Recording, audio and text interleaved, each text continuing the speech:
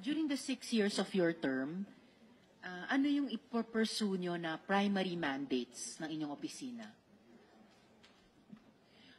Mr. Chair, Your Honor, Yusek Lopez will answer the question. Mr. Chair, Madam Vice President, if you don't mind. Thank you. Tungkol po, sorry, Chief of Staff.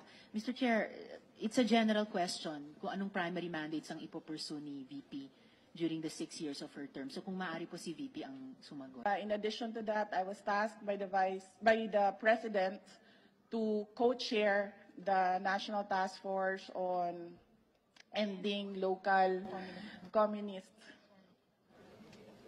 NTF-ELCAC organization, si Mayo. And according to